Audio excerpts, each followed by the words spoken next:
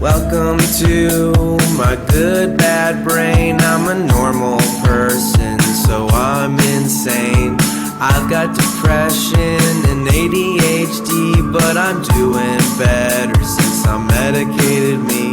I'm still not always sure whether I exist or what being a person even really is, but I figured out a long time ago that being alive is beautiful. Good Sunday. Good Sunday. You guys this is actually good timing because we don't have to shoot the shit anymore. We can just get right into questions. My slightly hungover brain. Okay. All right. So here's the first question we got today. Okay. Hi, Jarrett. I have a question I hope you'll ask on the podcast. What do you think is the best way to balance addressing how you feel about how a friend acted while also taking their feelings into account? If I'm frustrated or upset at a friend, I would want to be able to tell them so without feeling like I'm disregarding their feelings. I grew up in an unstable home environment where addressing how you feel about a situation results in you being yelled at or your feelings disregarded. I know that won't be the case in other situations, but it's a pattern I've grown to expect, and it's hard to break out of. Because of it, I tend to throw away my own feelings because it just seems easier than seemingly trying to rock the boat. I think that's interesting because this came up. I mean, this comes up a lot where a friend asks, like, I feel like it's the same thing or similar, where a friend is like, "Hey, am I the asshole in this situation?" And you have to be, and you think they are, and like, how do you? When you know that they just want you to say like, "No." But anyway. But in fact, they are. Yeah. So, sorry, I'm actually playing a video that I'm going to send to you in the chat. So, yeah, this is like a great question, and it's something I think it's very relatable. And there are a lot of kind of issues commingled, but let's kind of start at the beginning. So, one, it sounds like this person has a learning history that when they try to address how they feel about an interaction with someone, they get punished for it. So that's part of your learning history.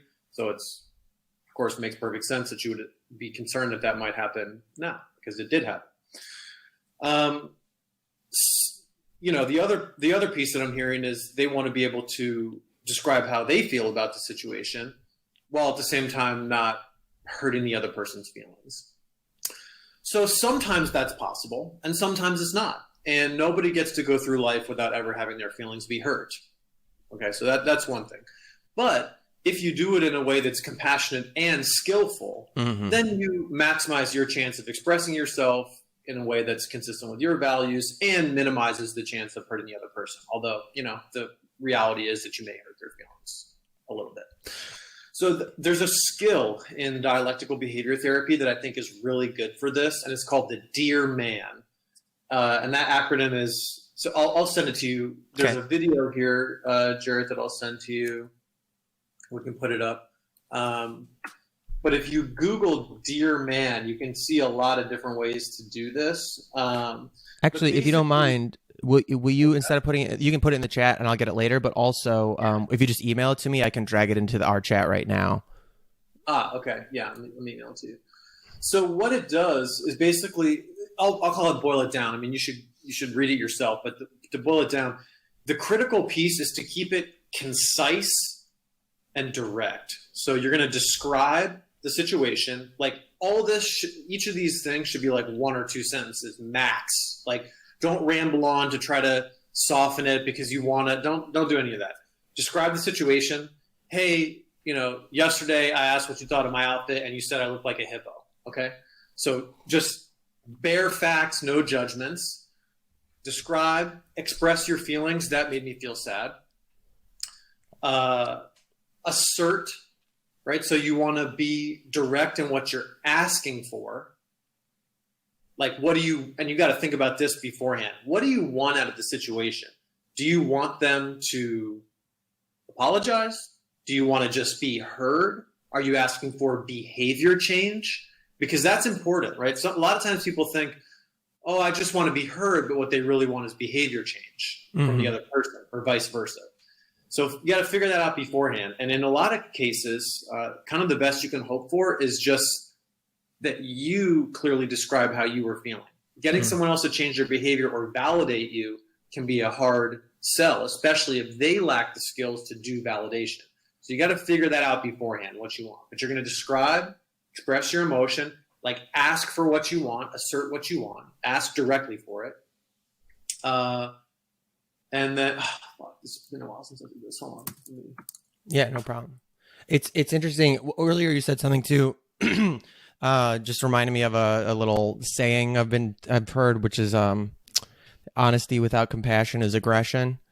That like so like the wrong way to do it really, but like that people who just say shitty things, they go, I'm just being honest, I'm just being, and you're like, that's not sorry, I'm just telling you the truth, I'm just being honest. That's not really that's a disingenuous thing to say, Well, that's why you need to figure out what you're okay, so I'll walk through the whole thing. Yeah. That's why you need to figure out what you want from the situation, and you got to be clear about that. Like, take time first to figure out, what do I want to get out of this interaction, right? Do you want validation?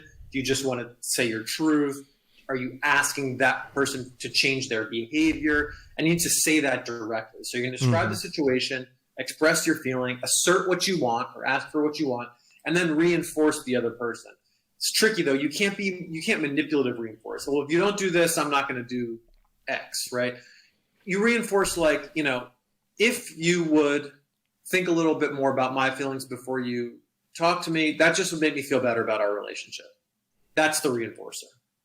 And remember, the reinforcer has to be reinforcing to the person you're talking to, not for you.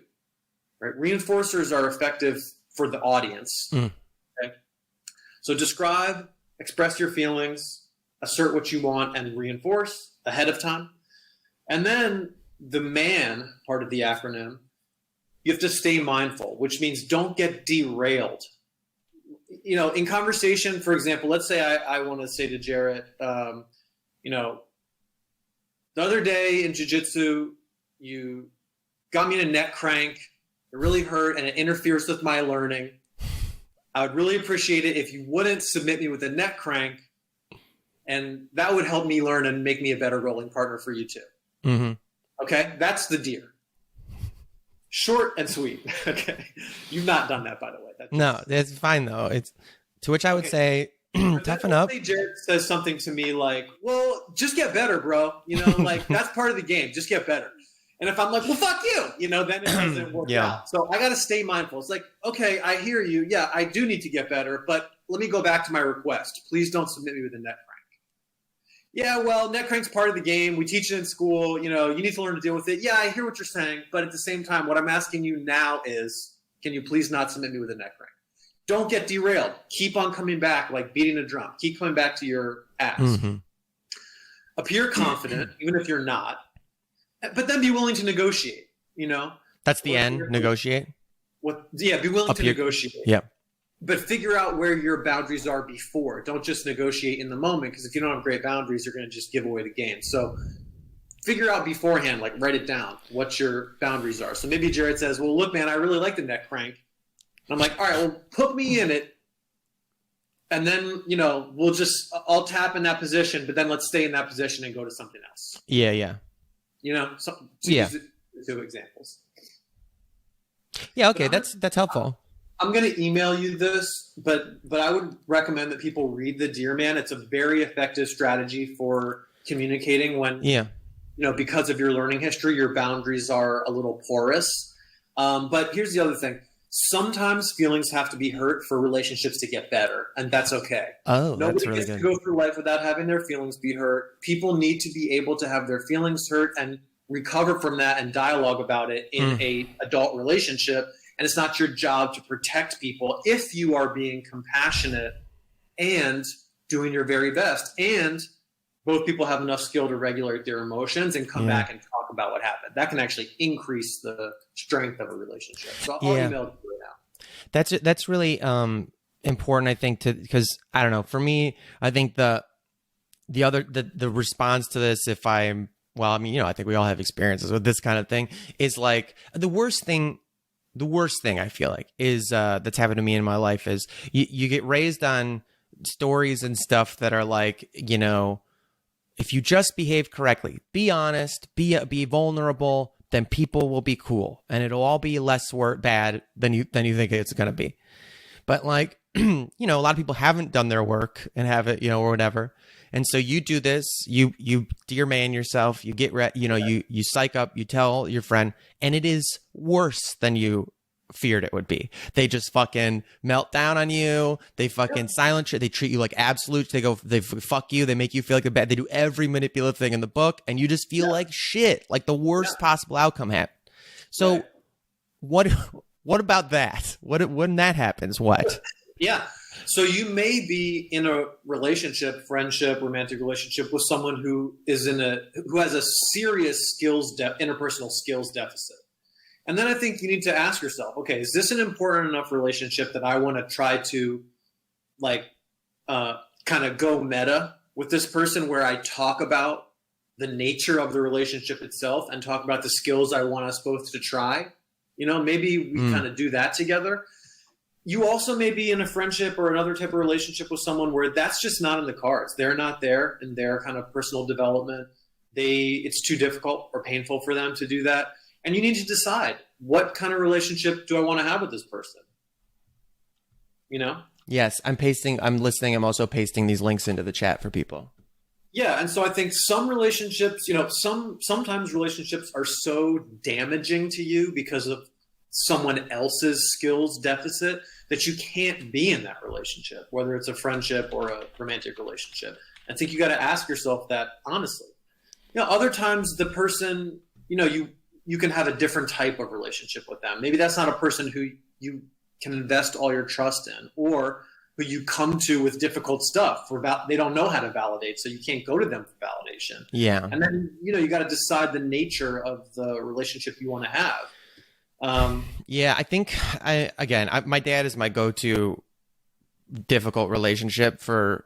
Yeah. So he's a lot gentler and better in a lot of ways, and I feel like part of the reason it feels that way is also just because I choose not to enter into different things. I think it's better. I think, you know, maybe he's done a little of his own. He's changed a little, but still just doesn't, you know, whatever. I'll just say he's my main example. And I think the best thing for that relationship was when I just basically came to the conclusion that he's not going to change or whatever. And that really is fucking doesn't have to do with me. And I had done my thing where I was like, when I was a teenager, even like my little brothers, at some point, some of my siblings had to cut him off for a period of time. And it was totally right for them. You know, like they were like, I can't.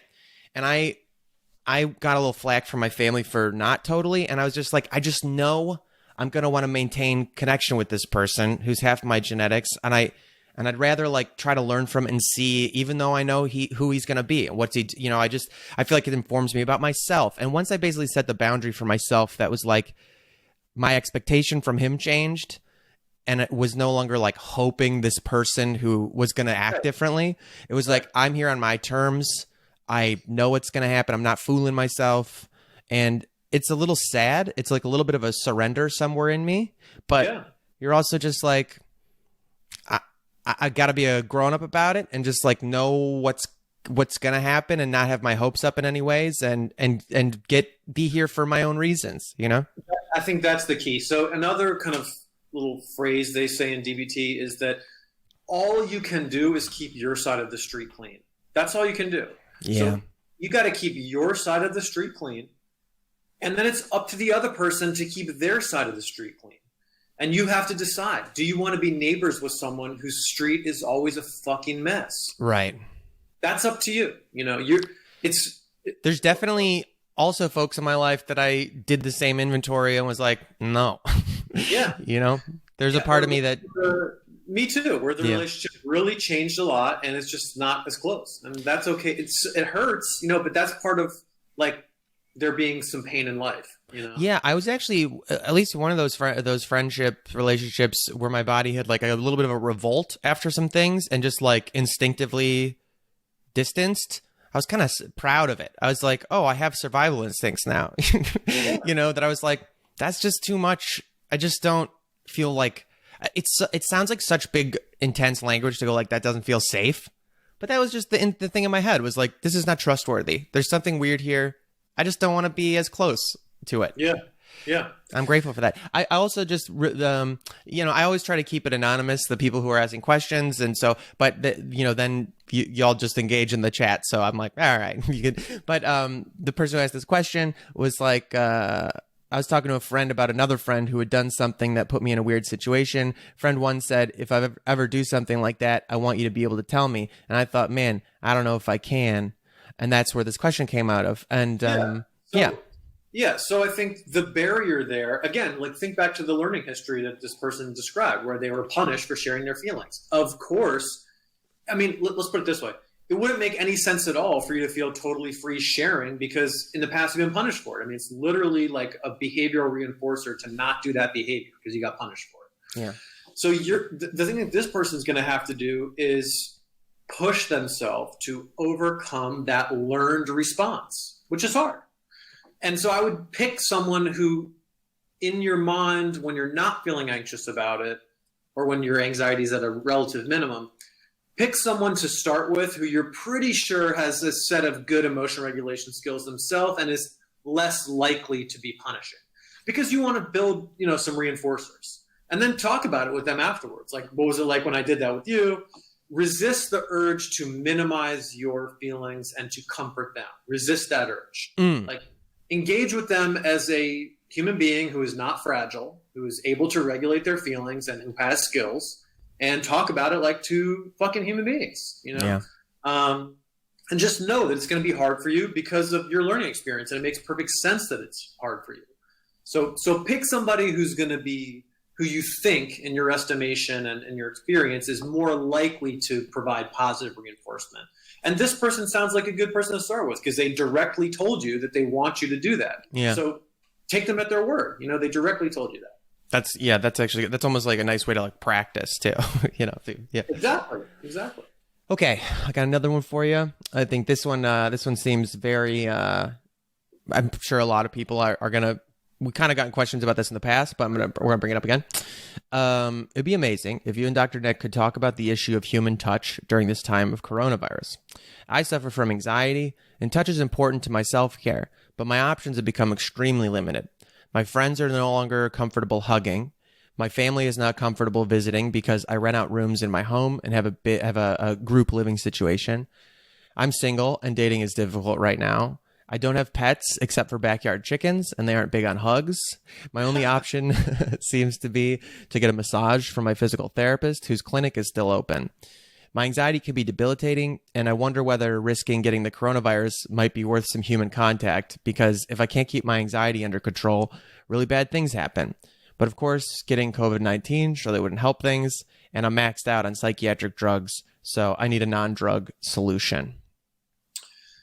Yeah. So I think to start at the beginning with just some validation, I think, you are not alone in craving human touch. I think a lot of people, we're all on a spectrum of how much we need, but I think people who are more on the side of the curve where they really like human touch and want more of it and aren't able to get it, that sucks. That really sucks. It's really painful. And it has real, psychological effects and makes things more difficult. I think that's absolutely the case. And so I feel for you. That's really rough. Yeah. I mean, I will say, go ahead. I feel you. Human touch is like absolutely my love language. If you're into that kind of thing, touch is very important to me. And I do know, like, one time when I was single and very depressed and very alone in LA and stuff like that, I told my mom I just feel bad and whatever, and the first thing she said was like, "Are you getting touch? Are you getting any touch? You should get a massage." So I don't think that's like necessarily a bad idea if you have a physical therapist who's still available. Yeah, I agree. So I think, the other thing to kind of move forward, and I think the other thing is, all touch has to be consensual, right? If you're not able to get like kind of, I don't know, like extemporaneous consensual touch from people in your life who you love, that's hard and that sucks. I think if you, yeah, as Jared said, if you have the option to go get a massage and you can like take measures, both people are wearing masks and, you know, you take a shower afterwards and wash the clothes, you know, follow the kind of CDC guidelines, maybe that's worth it. You know, I would, though, I can kind of hear in the background a little bit of the anxiety burbling up in this question. You know, I can see you kind of doing if-then scenarios in your brain. Is it worth it? And I would examine the assumption that if you don't get this, you're going to have debilitating anxiety. That, to me, that assumption, I think, is embedded in the question. And I would challenge yourself. Is that really the case? You know, are there steps you can take? Because to tolerate this lack of a thing that's really important to you and that causes genuine pain and difficulty, is there an intermediate ground between touch and no touch and debilitating anxiety? I would challenge you on that assumption. And at the same time, I think if you have access to this, to massage, and you can do it safely and it's important for you, then I would take all the precautions you can, get it, and be unmindful of the anxieties that will undoubtedly enter into your brain as a result of that decision. You know, once you've done all the problem solving you can, like anxiety helps us to problem solve. It kind of points out areas where we need to problem solve. But after you've done all the problem solving and you've known new information about it, it's time to be unmindful of the anxiety. So that's to sum interesting. that up, makes perfect sense that you feel that way. I think a lot of people feel that way. I would examine the embedded assumption that without this, you're going to have debilitating anxiety, and come up with some strategies to push back on that. Do all the problem solving you can around how to safely get massage. Talk about it with your provider, and then be unmindful of worries if you do ultimately decide to do that and problem solve around. Yeah. Oh, that sounds good. What about, do you find, I don't know, what was I going to say? Okay, two things. I'm just going to say these things that help me. I don't know if I'm curious also if there's any like studies or something that, you know, about like, you know, oxytocin release or whatever the hell, you know. Oh yeah, there are a lot people. of studies on massage. Massage has a lot of benefits. Oh, just from anybody kind of thing? Well, yeah. I mean, I think that there are different modalities. Like I know that Swedish massage has some benefits in the literature. Let me take Sure. I'm sure there are other types too. Well, That's the one that I remember. While you're looking whatever you want to look up, I will say things that help me, and I don't know, just that are little substitutes perhaps for some of this kind of stuff are okay, I've got actually a couple weird. Some of these are like kind of kooky. Okay. One is just weighted blankets feel fucking great for anxiety. You know, just some I don't know. You order one of those from the internet, and I have this like 25-pound weighted blanket that is very calming. I fucking love that thing. Just the pressure of it. I don't know. Two modalities of self-massage I think can help a little bit. Like just a foam roller. If you just get like a foam roller or a lacrosse ball and spend some time jacking up your fascia, that might help calm your body down potentially. That like helps me because you can really get some good pressure in there, and it almost does feel like another person when you have this object and you're just rolling over this thing.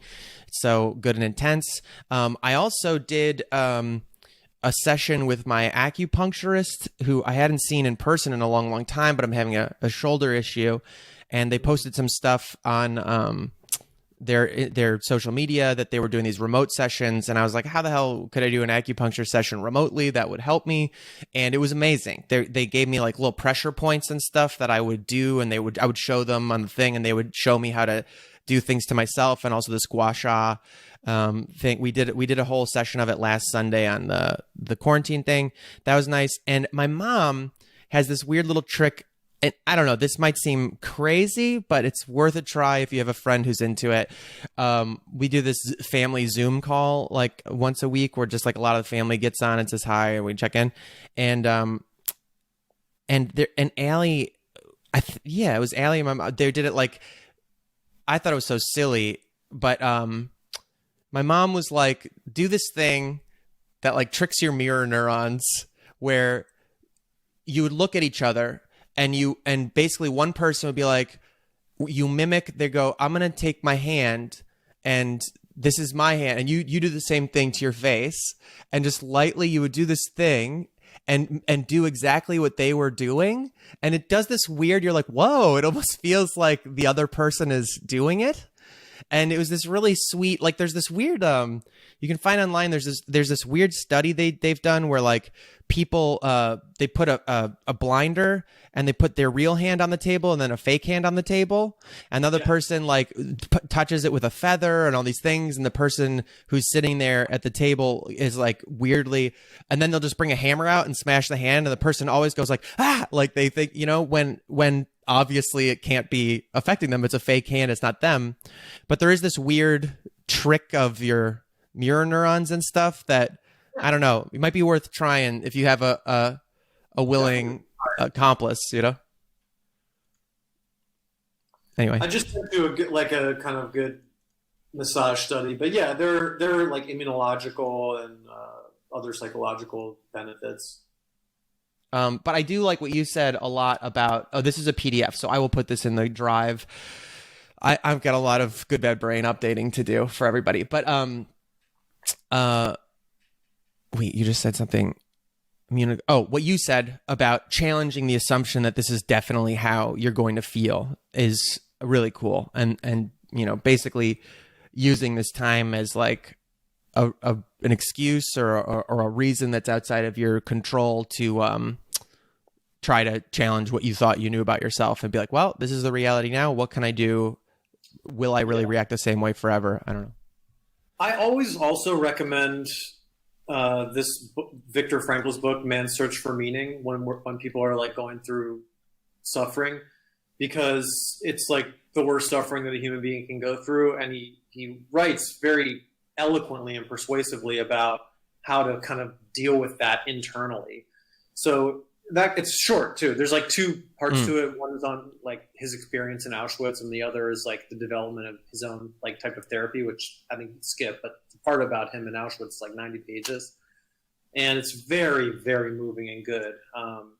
The key is to like not compare your situation to that and use it to like undermine your own experience. Like that's not the point. The point is to learn what this person went through and see if it could help you at all. But it's great. I recommend it. A couple people in the chat said, one person said you could hug the chickens if you try hard enough, which I don't think is helpful, but funny. And someone said, not weigh in on that. Yeah, right. And then someone else said, I'm too old for it, but let me tell you, a stuffed animal is better than nothing. And you know, get one of those body pillows. Who says you're too old for it? Yeah, I agree. Fuck that. Okay, let's see. I got this. We'll just go read and see what happens. Hopefully there's nothing weird in here. Okay, I could say, this pod. Okay. Get ready to go. 2 questions. But don't feel like you need to talk about either of them on stream, but in case you do. Okay, fine. Here we go. All right, here we go. One is, so we have about 20 minutes. I think we'll do one of these. Here we go. Okay, so no easy way to say this, but my friend killed himself 2 years ago. And the past bit has been the, quote, anniversary week of everything. It's felt unbearable being in quarantine and having to face this, alone. I think to myself, oh, today is the last day I talked to him, or, oh, today was when I got the news, or, oh, 2 years ago today I was at a funeral. I was just wondering if you or Dr. Nick had any general advice for dealing with the pain and grief left over from when a loved one takes their life, especially when you've experienced some suicidal thoughts yourself at times. Side note, I do have a new therapist who is a clinical traumatologist, and we're going to be starting to deal with some trauma PTSD stuff since I got some of that. So that's very good. But with that said, what do you got, Dr. Nick? Yeah, I mean, grief and loss is really, really, really difficult. There is kind of no easy answer for that. I would say a couple of things. One is there are groups, like grief and loss groups. And I think that grief and loss in a group process can be, like talking about grief and loss in a group context can be really helpful. So there may even be online, I'm certain there are online kind of grief process groups. So And there may be, I would imagine that there are even online grief process groups for people who have died by suicide. So that's one option. I also think, though, that especially, when you get kind of further in time away from the death, that having a frame that you impose around your grieving process becomes important. So, especially on the anniversary, if you can kind of, you can think about like, if you're religious, you can kind of stay within the frame of your religious process. Or if you're not religious, you can kind of come up with your own sort of secular ritual. And, whether it's like lighting a candle and remembering some positive thoughts about this person, whatever it is for you. But I would give yourself like a day and a time limit and a specific ritual process, and use that to try to contain some of the feelings. Because that's what ritual is about. It's about containing uncertainty and feelings. So I would try that yourself, and maybe if there are other people who you share, like a friendship with, who you shared a friendship with this person with whom you shared a friendship with this person, you guys can do kind of like a remote meetup and spend a little time talking about this person, see if that's appropriate or makes sense. But the kind of key is to practice some kind of ritual and containment around the feeling. And then when you find yourself having intrusive thoughts about this person, if you choose to go this route, but when you find yourself having intrusive thoughts about this person outside of that kind of framework, to choose to be unmindful of those, even though they will, especially in the beginning, intrude over and over and over again, and each time they come up, just gently like choose to be unmindful of them, kind of like let the balloon go, of that thought when it comes up. And you may have to let that balloon go many times, especially in the beginning. So that would be my suggestion for that. Yeah. Maybe finding a grief and loss process group remotely, or kind of making one of your own with people who shared a relationship with this person, and trying to contain those feelings within a ritual framework that you come up with, and then continue to see your therapist. Yes, that sounds really helpful. I do think, one thing quarantine, whatever this time has illustrated for me, I guess, is like the power more and more of those even like virtual quote unquote groups, like with this technology we have. Like, I have a question from the chat. I'm gonna ask you in a second, but the quarantine is a good example of like doing this every day at noon workout thing has really unexpectedly turned into this group of the regulars who come around with it. It's like very supportive in this weird way. And yeah, we just get together to sweat at noon and usually hang out and chat a little bit, whatever.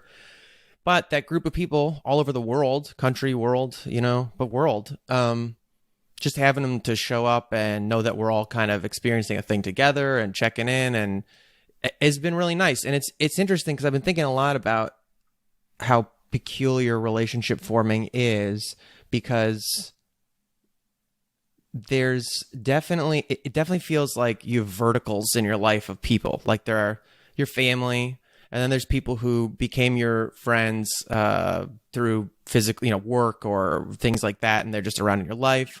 And then the friends with like who have common interests with you, and just how strange it is, like who gets the priority, who feels like a real friend and not, and that these virtual friendships and relationships, like I don't know, it's weird. It's like they creep up on you that you're like, oh, this feels really real. Like this is validating in a real way, even though I may have like never seen your face outside of like the avatar that and how strange that is. But just to basically not like question it too much and just say like, yeah, these are, I don't know. I think I came to some conclusion a while ago because of my family. Basically, my family is this big hodgepodge of, different relationships and marriages and remarriages and things like that, who your family is, to me, has just settled into like who shows up and who sticks around.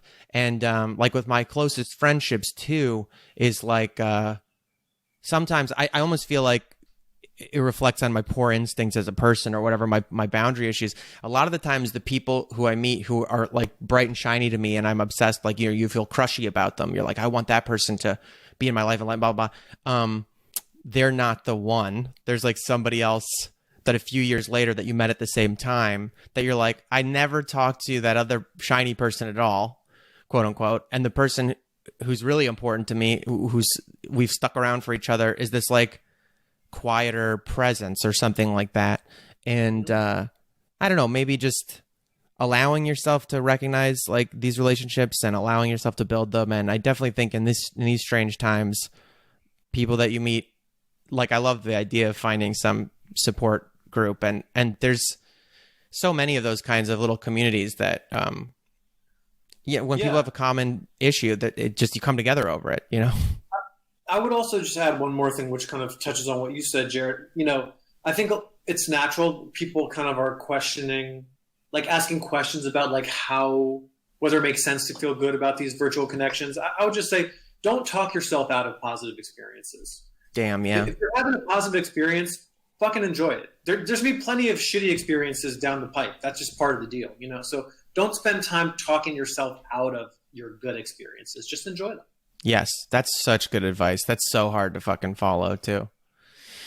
Someone in chat asked, can you explain unmindful? Yes. So great question. So whereas mindfulness would be the intentional choosing of applying your attention to an internal experience that you're having in the moment, a thought, a feeling, a sensation, a behavioral urge. Being unmindful is choosing to withdraw your attention from a spontaneous thought, emotion, physical experience, whatever. So mindfulness is about, imagine your attention is a spotlight, and the spotlight illuminates like one thing at a time in a dark room. Most of the time what happens, if you haven't trained that attention, that spotlight, is that whatever thing like makes a noise or pops up, the light just goes to it, like all over the fucking place. Like, oh, this is here, I'm looking at this, but now this, and now this, and it's just moving around like that. When you train your attention, like through meditation practice, you gain control over where to aim the spotlight. You don't have to control what's in the room. Shit just comes in and out of there, you know, thoughts or feelings, whatever. But if you can control the spotlight, you have much more say about what you focus on and what affects you. And so being mindful means shining that light where you choose to shine it. And being unmindful means taking it off of stuff that you don't want to focus on in this moment, right? So if when I say like be unmindful of worry, like let's say I make a decision, okay, I am going to have a conversation about this person, you know, about a boundary violation with Jarrett. I'm going to tell him how I felt about it. I'm going to ask him to please respect this boundary. And I map it all out. I plan it. I think about it. There's no new information. I have my plan. And then I'm like, oh, but fuck, what if this happens? What if this? What if this? What if this? What if this? I'm going to choose to be unmindful of that. I'm going to withdraw my attention from those what ifs, and I'm going to place it back onto the plan that I've made. And I'm going to do that 1,000 times if I need to, right? If 1,000 distractions come up, 1,000 times I'm going to be unmindful of those, withdraw my attention from them, and put it back on the plan that I came up with. That's cool. That's like very reassuring too, to like believe that just the belief that would then lead. I feel like that's half the battle, that you have control over your thoughts. And well, you don't have control over your thoughts, but where your attention goes. Your attention. Yes. Which is great. Yes. You don't need control over your thoughts, right? If you have control over your attention. It's like a great kind of shortcut. And the control over your attention is like it's a physical skill. It lives in the brain. It's a physical skill, and you can train that skill the same way that you would train your muscles or your cardio, or the skill of playing the piano, or the skill of learning a language. All of those skills that are brain-based skills, you can practice and get better at, just like training your attentional control. Someone in chat said, that's so difficult. I don't think I've ever in my life explained my own boundaries to anyone, to the point where I'm not 100% sure what my boundaries even are, which that is totally natural. Yeah. You are. Why on earth would you know what your boundaries are if you haven't thought about them and talked about them? And they're probably connected to your values, which is another thing people don't think about. Totally. So to begin with, I would think, and like you should read about this stuff too, like read some moral philosophy. It helps us to kind of like find a starting point, but I would think about a couple of core values, and that's probably going to inform your boundaries, So if you think about what your interpersonal values are, what's important to you about how to act interpersonally, that's going to help you think about, okay, well, these are my values. So these are probably boundaries that I need to set up to protect those values. Mm-hmm. And for sure, this starts inside. Like, you got to think about this stuff, spend time with it, and then it's easier to talk about it with somebody else. Yeah. So this person in the chat, it makes perfect sense. And that's very common. Yeah. Like, what I was thinking when you were saying that thing initially, when you were correcting, like, that the thoughts you can't control, but your reactions or your attention, not even your reactions, your attention is where you get. You can even react however you want. It's just, what do you decide to do with that? Right. That I think, like, the first thought I had before the person even said that was, I was like, boundaries are just so fucking impossible. Like, they're so hard for us naturally, because I just feel like we don't think about them until you learn some tool. Like, I don't know, some people I've met, I'm just blown away that they had some sense of self early on and are able to see separation between themselves and other people, or themselves and their environment. You know what I mean? Like, they can recognize there's a part of themselves that has some choice over, where that attention goes, or what they're, that sort of thing. Whereas I've always felt like just this completely amorphous, like, liquid thing that just feels like completely entangled with everybody and everything in my surroundings. And a lot of, like, early anxiety, depression type things that were tough for me, that I think had to do with ego and ego death. And, well, ultimately ego death is what helped it, or the times you could kind of create that sort of vibe. But, like, the feeling that the way I always described it was that, like, the universe was a thing inside of me and not the other way around. So, like, all the problems of the world and all the things were just, like, my fault. And they were just, like, something that, and that sounds so crazy, but, like, this abstract thing where just, like, I'm fucked up, and that somehow bleeds into everything else in this sort of, like, weird solipsism, instead of being able to reverse it and be like, no, that's a person and I'm a person, and yes, we're all connected in this sort of existential, all in the fabric of reality way, but it's not, like, my responsibility. And even, like, I don't know, I guess just figuring out those boundaries of where your capabilities, I don't like the word actually, like, responsibilities, but I do like the idea of taking responsibility for myself and feeling like I find that empowering. Yes. And so I think another way to think about taking responsibility for yourself is, your thoughts and emotions are, like, hardwired into your organism. It's, like, so deeply a part of what the body and brain do, is to have thoughts and make emotions about them, that you don't concern yourself with trying to clamp down on that. Something happens and you get angry. Natural. There's nothing wrong with getting angry. It's a normal human emotion. The question is, what do you do with that? How do you behave as a result of that? And that should be informed by your values and boundaries. And the way that you negotiate between these things is by controlling your attentional spotlight. So somebody says something to you, you get mad. It happens like this. Mm-hmm. Are you bad for getting mad? No, it's just a thing that bodies do. They produce these things and we interpret them as anger. It's fucking totally normal. Yeah. So somebody says something, you get mad. But then you need to decide with your attentional spotlight, do you want to invest in this emotion? How do you want to interpret it? How do you want to behave as a result? And how does that line up with your values and boundaries? Yeah. That would be kind of the role of attention in negotiating between spontaneous thought and emotion, but then actual behavior, interpersonal behavior. Somebody, this will probably be the last little thing, but I want to just finish with this question, this clarification. Asked, can you give an example of values? Because you use that concept often and they're not sure what that could mean. Sure. So it could be something as simple as honesty. Right? I want to be honest in my interpersonal relationships. Yeah. It could be something like, when I make a commitment, I'm going to stick to it. Right. So, for example, like the classic thing, if I'm like, okay, yeah, let's go. I mean, this doesn't happen anymore, but presumably we'll get out of the house at some point. And so, like, let's say Jared and I make a plan to go to jiu-jitsu on Saturday morning, but then I'm fucking tired and I don't feel like it. But I told him I would, so I go anyway. That would be an example of the value of keeping my word. Yeah. Another value could be to, when you feel a boundary has been violated, to, in that moment, say that directly to the other person. That could be a value of yours, that you're going to be honest about your boundary expectations with someone else. That could be another example. They're kind of like computer code. I mean, it's like code. It's like a code for like of your type of person you want to be. Another value could be, if you hear somebody say something racist, you call them out on the spot. Right. That could be another value. Or it could be a value that you don't do that unless you think it's going to lead to a productive conversation. That could be a value. Right. So there are all kinds of gradations, and it's something that you got to think about for yourself. For me, like, effectiveness is a value of mine. It's like in therapy, it's like my kind of like guiding principle is effectiveness.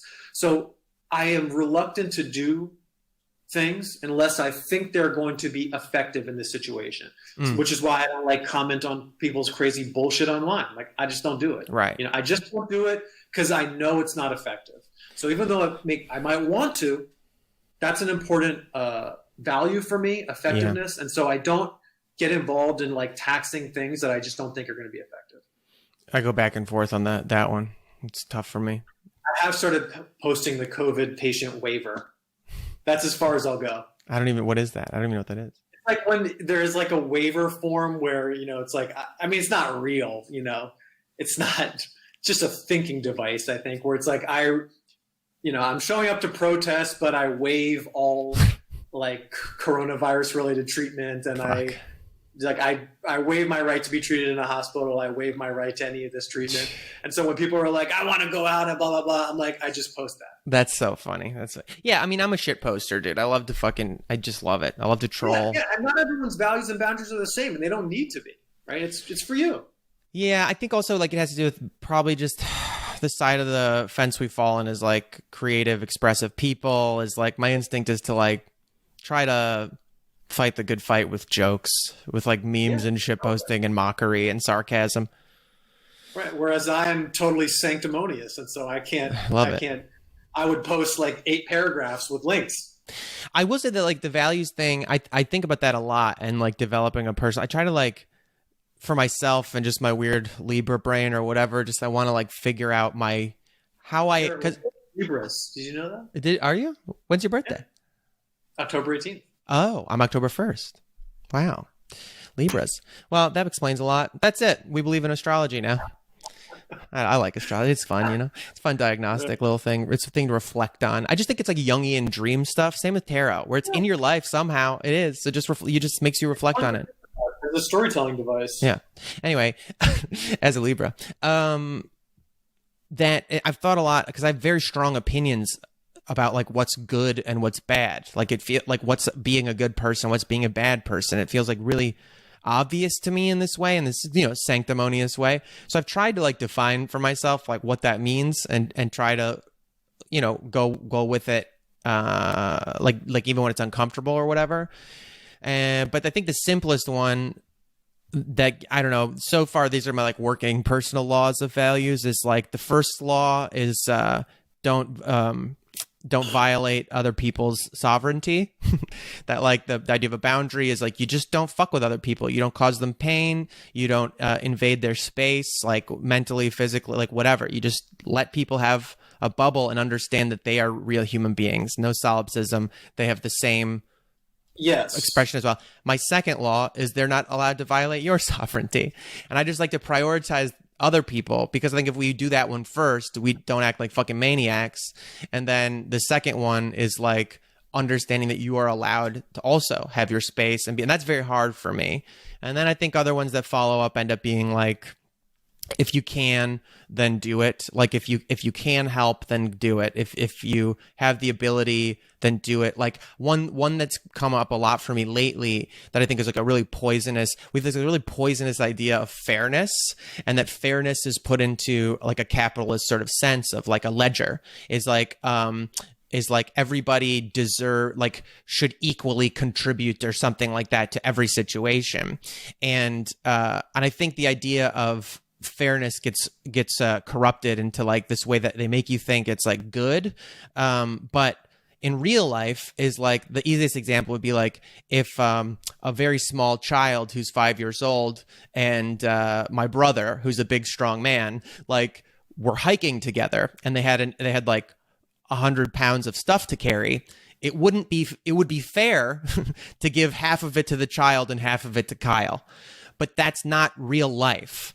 And that there's no such thing as fairness. There's just what's in front of you and what do you want to do to make suffering as low as possible and to ensure the expression of human beings as much as you can to their fullest extent, and to just be helpful and like do your best. And that like, if you are focused on fair instead of just like, what are we capable of and how could we, you know what I mean? That makes a more fluid way to deal with the universe.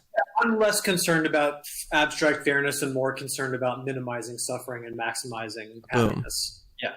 Yeah. The other, I blanked on it. You were saying something before that I wanted to respond to. Sovereignty stuff?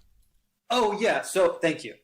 So I think one nice starting place, like in moral philosophy, is Kant's categorical imperative. And part of the categorical imperative is that all people are ends in themselves, not means to your ends or means to other people's ends. Mm-hmm. And I think that's that's basically what you're saying. Cool. People are ends in themselves, you know? Yeah. At the same time, I don't have to agree with their aims and goals. Right. You know? And I also think you have to... Go ahead. Well, sorry. No, I'm just getting on personal bullshit. But that's a good one, I think. Yeah. It's all... It is tough. Like you do have to, there's fluidity to it.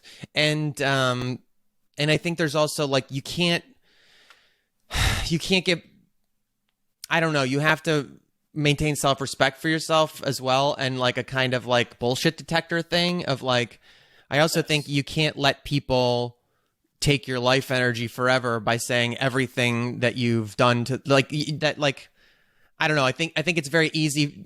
The thing I'm always nervous about with my own like mental illness and stuff like that, I'll just speak from that in terms of like, instead of being bothered by other people, is like I talk about all the time on this show is like, I'm always worried about this line between recognizing the reality of mental illnesses I have and the effect they have on me and validating that without letting those feelings be totally ruled. There's like ruling me completely, like without sacrificing my own choice and capability to improve my situation.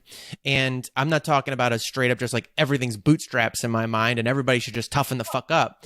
But what you said earlier about like, where do I put my attention and where do I realize and empower myself to say like, I am allowed to make choices. I can make choices, is really important to me. And, you know, getting better about my own boundaries, about recognizing when other people are like bad faith leading me down this thing and saying that you're fucking with them or something over and over again, or that you owe certain things to them based on like my first law of don't violate sovereignty, which is like why the second one is there too, which is like, well, yeah, but you can't do that to me. Like you're taking me for a ride that I think is bad faith or is just like not my responsibility. And that has to be allowed as well. And it's just hard anytime you get too black and white or try to make laws and codes for yourself to be like, I don't know, you have to allow for this fluidity of value of like, you know, values can change, you know, I mean, they're probably more or less, well, they're probably like relatively difficult to change, or I think you don't want them to be too easy to change because then they lose kind of their role as guideposts to behavior. But of course they have to change based on your growth and development, new information, new skills, new abilities, you know? Yeah. I think it's like, I think just because of my own things and having gone through them, I have like a weird knee-jerk resentment for people who glibly use their own mental health issues or whatever as an excuse for whatever behavior that they have, you know, and never try to fix it and don't fucking care about how it affects other people and don't care about always being a problem. Yeah. I'm like, you're not allowed to do that. I sympathize, but you're not allowed. Well, if people want to do that, that's fine. It's not going to involve me, you know? I mean, right. The thing is, validation has to be the precursor to change. Mm-hmm. That's why we validate. Right. We validate as a precursor to change. Validation by itself is not the recipe.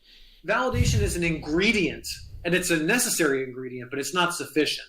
You also need change. Yes. So validation is what allows you to accept the reality, the temporary reality of your circumstances in order to have a foundation that you can start building change on. But if people aren't interested in doing any change, right.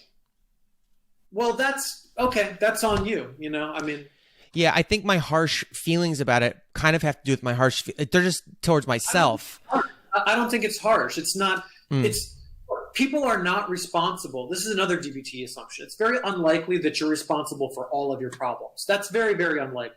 Okay, that you are responsible for all of your problems. I don't believe that. Right. But you are going to be responsible for fixing most of them.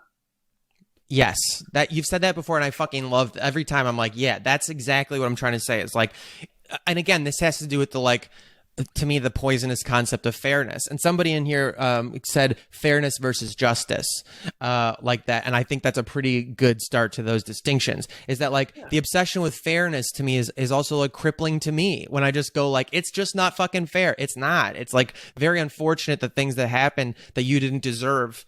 But unfortunately, the only way I'm going to fix the pains that I feel or the traumas or whatever is if I go in and do that work. And I also think that's important with some of the stuff we were talking about earlier about confronting friends or talking to friends about difficult feelings or loved ones, is if I'm too focused on fair, I put all my agency for change into the hands of people who might never give it to me. Like when my dad doesn't give me the response that I want or the apology or the like, you know, whatever, what are you going to do? I'm very lucky that my mom has done a lot of personal work that I genuinely feel her doing the work like means I don't have to do certain types of, you know, crisis work. But if she didn't do any of that work, like I don't want to just surrender my life to like, oh well, the people in they didn't do it, so I can't do it. And that's like very important to me, is not surrendering like all my power. I think the other thing I was going to say is just that yes, if I realize that I'm putting my life energy into something where I really want us to feel better, to be better versions of ourselves, to not have to be in pain every day, and someone is expressing that they have a similar feeling, and then you realize one day that like they don't really want to change, that like they're doing the therapy thing of like, I just show up every week for my validation drug and I never want, then I get very upset. I feel like it's very like mean of them to do that. I feel very like attacked almost sometimes, where I'm just like, oh, you're like lying to me, like you're like taking advantage of this thing. And I really think that it is like a thing of like, because I feel like I've done that maybe, you know, without knowing that. And now I'm like, I just don't fucking like when people do that. I'm like, you better good faith want to get better.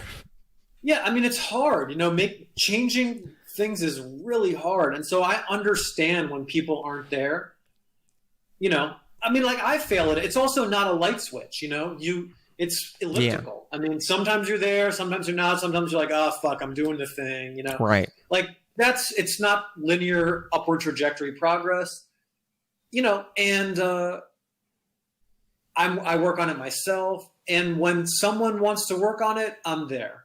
Yep. If they don't want to work on it, and like we've explicitly talked about it, and they don't want to do that, that's fine. I'm just not the therapist for them. Yeah.